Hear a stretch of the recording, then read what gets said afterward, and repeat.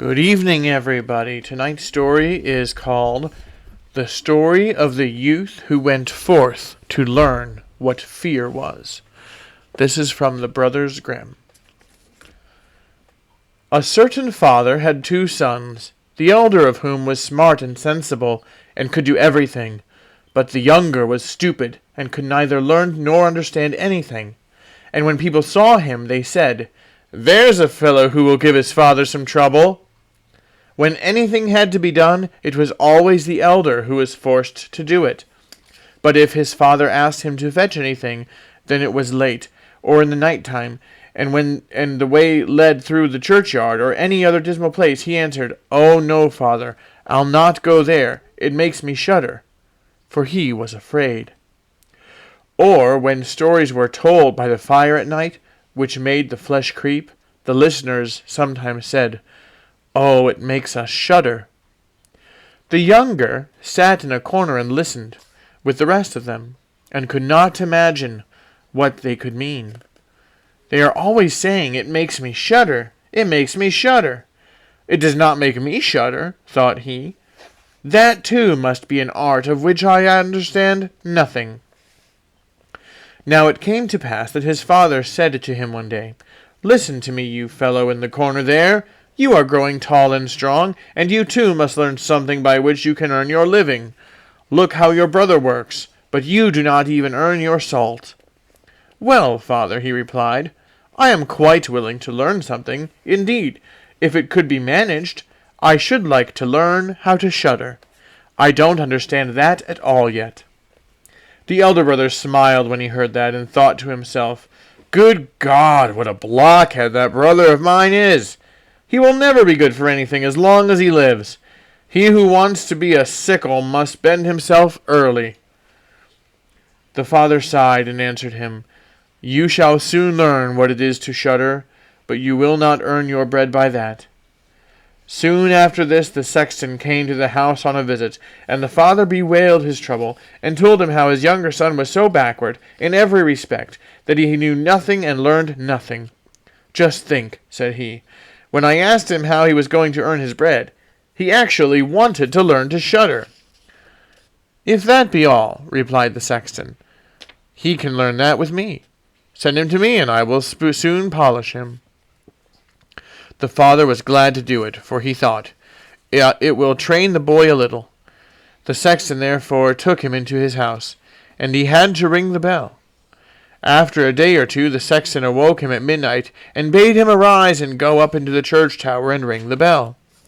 "You shall soon learn what shuddering is," thought he, and secretly went there before him. And when the boy was at the top of the tower and turned around, and was just going to take hold of the bell rope, he saw a white figure standing on the stairs opposite the sounding hole. "Who is there?" cried he. "Who is there?" cried he, but the figure made no reply, and he did not move or stir. "Give an answer," cried the boy, "or take yourself off. You have no business here at night." The sexton, however, remained standing motionless, that the boy might think he was a ghost. See, I thought he was trying to say, "Who's there is a ghost." The boy cried a second time, "What do you want here? Speak if you are an honest fellow, or I will throw you down the steps." The sexton thought, "He can't intend to be as bad as his words," uttered no sound, and stood as if he were made of stone. Then the boy called to him for the third time, and as that was also to no avail, he ran against him, and pushed the ghost down the stairs, so that it fell down 10 steps, and remained lying there in a corner. Thereupon he rang the bell, went home, and without saying a word went to bed, and fell asleep. The sexton's wife waited a long time for her husband, but he did not come back. At length she became uneasy, and wakened the boy and asked, "Do you not know where my husband is? He climbed up the tower before you did." "No, I don't know," replied the boy, "but someone was standing by the sounding hole on the other side of the steps, and as he would neither give an answer nor go away, I took him for a scoundrel, and threw him downstairs. Just go there, and you will see if it was he. I should be sorry if it were." The woman ran away and found her husband, who was lying, moaning in the corner, and had a broken leg. She carried him down, and then with loud screams she hastened to the boy's father. "Your boy," cried she, "has been the cause of a great misfortune. He has thrown my husband down the steps and made him break his leg. Take the good-for-nothing fellow away from our house." The father was terrified, and ran there and scolded the boy. "What wicked tricks are these?" said he. "The devil must have put this into your head." "Father," he replied, "do listen to me. I am quite innocent. He was standing there by night, like one who is intending to do some evil. I did not know who it was, and I warned him 3 times either to speak or to go away." "Ah," said the father, "I have nothing but unhappiness for you. Go out of my sight. I will see you no more." "Yes, father, right willingly. Wait only until it is day. Then I will go forth and learn how to shudder, and then I shall, at any rate, understand one art which will support me." "Learn what you will," said the father. "It is all the same to me. Here are 50 thalers for you. Take these and go into the wide world, and tell no one where you came from, and who is your father, for I have reason to be ashamed of you." "Yes, father, it shall be as you will. If you desire nothing more than that, I can easily keep it in mind." When day dawned, therefore, the boy put his 50 thalers into his pocket, and went forth on the great highway, and continually said to himself, "If I could but shudder, if I could but shudder." Then a man approached who heard this conversation which the youth was holding with himself, and when they had walked a little further, to where they could see the gallows, the man said to him, "Look, there is the tree where 7 men have married the rope-maker's daughter, and are now learning how to fly. Sit down below it and wait till night comes, and you will soon learn how to shudder." "If that is all that is wanted," answered the youth, "it is easily done. But if I learn how to shudder as fast as that, you shall have my 50 thalers. Just come back to me early in the morning." Then the youth went to the gallows, sat down below it, and waited till evening came. And as he was cold, he lighted himself a fire. But at midnight the wind blew so sharply that in spite of his fire he could not get warm. And as the wind knocked the hanged men against each other, and they moved backwards and forwards, he thought to himself, "You shiver below by the fire, but how those up above must freeze and suffer." And as he felt pity for them, he raised the ladder and climbed up, unbound one of them after the other, and brought down all 7. Then he stirred the fire, blew it, and set them all round it to warm themselves. But they sat there and did not stir, and the fire caught their clothes. So he said, "Take care, or I will hang you up again."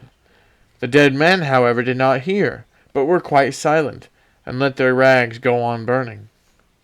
At this he grew angry and said, "If you will not take care, I cannot help you. I will not be burnt with you." And he hung them up again, each in his turn. Then he sat by his fire and fell asleep. And the next morning the men came to him and wanted to have the 50 thalers, and said, "Well, do you know how to shudder?" "No," answered he. "How was I to get to know? Those fellows up there did not open their mouths, and were so stupid that they let the few old rags which they had on their bodies get burnt." Then the man saw that he would not get the 50 thalers that day, and went away, saying, "One of this kind has never come my way before." The youth likewise went his way, and once more began to mutter to himself, "Ah, if I could but stutter! Ah, if I could but shudder! A wagoner, who was striding behind him, heard that and asked, "Who are you?" "I don't know," answered the youth. Then the wagoner asked, "From where do you come?" "I know not." "Who is your father?" "That I may not tell you." "What is it that you are always muttering between your teeth?" "Ah," replied the youth, "I do so wish I could shudder, but no one can teach me how to do it." "Give up your foolish chatter," said the wagoner. "Come with me. I will see about a place for you." The youth went with the wagoner, and in the evening they arrived at an inn where they wished to pass the night. Then at the entrance of the room the youth again said quite loudly, "Ah, if I could but shudder! If I could but shudder!" The host, who heard this, laughed and said, "If that is your desire, there ought to be a good opportunity for you here." "Ah, be silent," said the hostess. "So many inquisitive persons have already lost their lives. It would be a pity and a shame if such beautiful eyes as these should never see the daylight again." But the youth said, "However difficult it may be, I will learn it, and for this purpose I have journeyed forth." He let the host have no rest, until she latter told him that not far from there stood a haunted castle, where anyone could very easily learn what shuddering was, if he would but sleep in it for 3 nights. The king had promised that he who would venture should have his daughter as a wife, and she was the most beautiful maiden the sun shone upon. Great treasures likewise lay in the castle, which were guarded by evil spirits, and these treasures would then be freed, and would make a poor man rich enough. Already many men had gone into the castle, but as yet none had come out again. Then the youth went next morning to the king, and said if he were allowed, he would watch 3 nights in the haunted castle. The king looked at him, and as the youth pleased him, he said, "You may ask for 3 things to take into the castle with you, but they must be things without life." Then he answered, "Then I ask for a fire, a turning lathe, and a cutting board with a knife." The king had these things carried into the castle for him during the day. When night was drawing near, the youth went up and made himself a bright fire in one of the rooms, placed the cutting board and knife beside it, and seated himself by the turning lathe. "Ah, if I could but shudder," said he, "but I shall not learn it here, not either." Towards midnight he was about to poke his fire, and as he was blowing it, something cried suddenly from one corner, "I meow! How cold we are!" "You simpletons," cried he, "what are you crying about? If you are cold, come and take a seat by the fire and warm yourselves." And when he had said that, 2 great black cats came with one tremendous leap, and sat down on each side of him, and looked savagely at him with their fiery eyes. After a short time, when they had warmed themselves, they said, "Comrade, shall we have a game at cards?" "Why not?" he replied, "but just show me your paws." Then they stretched out their claws. "Oh," said he, "what long nails you have! Wait, I must first cut them for you." Thereupon he seized them by the throats, put them on the cutting board, and screwed their feet fast. "I have looked at your fingers," said he, "and my fancy for card-playing has gone." And he struck them dead, and threw them out into the water. But when he had made away with these 2, and was about to sit down again by the fire, out from every hole and corner came black cats and black dogs with red-hot chains, and more of them came until he could no longer stir, and they yelled horribly, and got on his fire, pulled it to pieces, and tried to put it out. He watched them for a while quietly, but at last, when they were going too far, he seized his cutting knife, and cried, "Away with ye, vermin!" and began to cut them down. Part of them ran away, but the others he killed, and threw out into the fish pond. When he came back, he fanned the embers of his fire again, and warmed himself. And as he thus sat, his eyes would keep open no longer, and he felt a desire to sleep. Then he looked round and saw a great bed in a corner. "That is the very thing for me," said he, and got into it.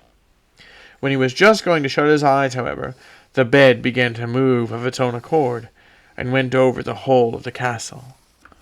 "That's right," said he, "but go faster." Then the bed rolled on as if 6 horses were harnessed to it, up and down, over thresholds and steps. But suddenly, hop, hop, it turned over upside down, and lay on him like a mountain. But he threw quilts and pillows up in the air, got out, and said, "Now anyone who likes may drive," and lay down by his fire, and slept till it was day. In the morning the king came, and when he saw him lying there on the ground, he thought the evil spirits had killed him, and he was dead. "Then," said he, "after all, it is a pity. He is a handsome man." The youth heard it, got up, and said, It has not come to that yet." Then the king was astonished, but very glad, and asked how he had fared. "Very well indeed," answered he. "1 night is past, the 2 others will get over likewise." Then he went to the innkeeper, who opened his eyes very wide and said, "I never expected to see you alive again. Have you learned how to shudder yet?" "No," said he, "it is all in vain. If someone would but tell me." The second night he again went up into the old castle, sat down by the fire, and once more began his old song, "If I could but shudder." When midnight came, an uproar and noise of tumbling about was heard. At first it was low, but it grew louder and louder. Then it was quiet for a while, and at length, with a loud scream, half a man came down the chimney and fell before him. "Hullo!" cried he. "Another half belongs to this. This is too little." Then the uproar began again. There was a roaring and howling, and the others half fell down likewise. "Wait," said the youth, "I will just blow up the fire a little for you." When he had done that and looked round again, the two pieces were joined together, and a frightful man was sitting in his place. "That is no part of our bargain," said the youth. "The bench is mine." The man wanted to push him away. The youth, however, would not allow that, but thrust him off with all his strength, and seated himself again in his own place. Then still more men fell down, one after the other. They brought 9 dead men's legs and 2 skulls, and set them up and played at 9-pins with them. The youth also wanted to play, and said, "Can I join you?" "Yes, if you have any money." "Money enough," replied he, "but your balls are not quite round." Then he took the skulls, put them in the lathe, and turned them till they were round. "There, now they will roll better," said he. "Hurrah, now it goes merrily." He played with them and lost some of his money, but when it struck 12, everything vanished from his sight. He lay down and quietly fell asleep. Next morning the king came to inquire after him. "How has it fared with you this time?" asked he. "I have been playing at 9-pins," he answered, "and have lost a couple of farthings." "Have you not shuddered then?" "What?" he said. "I have made merry, if I did but know what it was to shudder." The third night he sat down again on his bench, and said quite sadly, "If I could but shudder." When it grew late, 6 tall men came in and brought a coffin. Then said he, "Ha ha! That is certainly my little cousin, who died only a few days ago." And he beckoned with his finger and cried, "Come, little cousin, come." They placed the coffin on the ground, but he went to it and took the lid off, and a dead man lay therein. He felt his face, but it was cold as ice. "Stop," said he, "I will warm you a little," and went to the fire and warmed his hands and laid it on the dead man's face. But he remained cold. Then he took him out and sat down by the fire and laid him on his breast and rubbed his arms, that the blood might circulate again. As this also did no good, he thought to himself, "When 2 people lie in bed together, they warm each other," and carried him to the bed, covered him over, and lay down with him. After a short time the dead man became warm too, and began to move. Then said the youth, "See, little cousin, have I not warmed you?" The dead man, however, got up and cried, "Now I will strangle you." "What?" said he. "Is that the way you thank me? You shall at once go into your coffin again." And he took him up, threw him into it, and shut the lid. Then came the 6 men and carried him away again. "I cannot manage to shudder," said he. "I shall never learn it here as long as I live." Then a man entered who was taller than all others, and looked terrible. He was old, however, and had a long white beard. "You wretch," cried he, "you shall soon learn what it is to shudder, for you shall die." "Not so fast," replied the youth. "If I am to die, I shall have to have a say in it." "I will soon seize you," said the fiend. "Softly, softly, do not talk so big.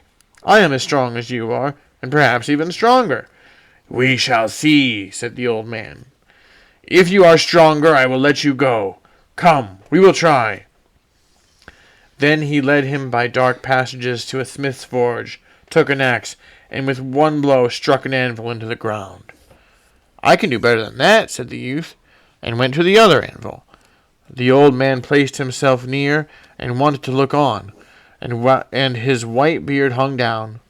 Then the youth seized the axe, split the anvil with one blow, and struck the old man's beard in with it. "Now I have you," said the youth. "Now it is you who will have to die."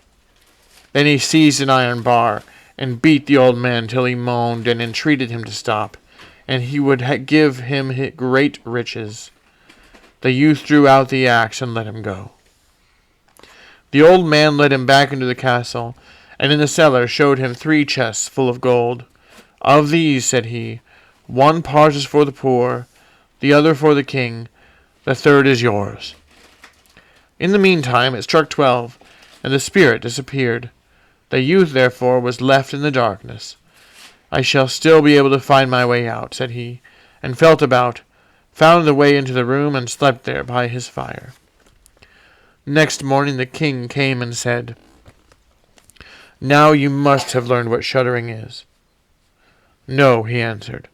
What can it be? My dead cousin was here, and a bearded man came and showed me a great deal of money down below, but no one told me what it was to shudder. Then, said the king, you have delivered the castle from enchantment, and shall marry my daughter. That is all very well, said he, but still I do not know what it is to shudder. Then the gold was brought up, and the wedding celebrated. But however much the young king loved his wife, and however happy he was, he still said always, If I could but shudder, if I could but shudder. And at last she was angry at this. Her waiting maid said, I will find a cure for him. He shall soon learn what it is to shudder.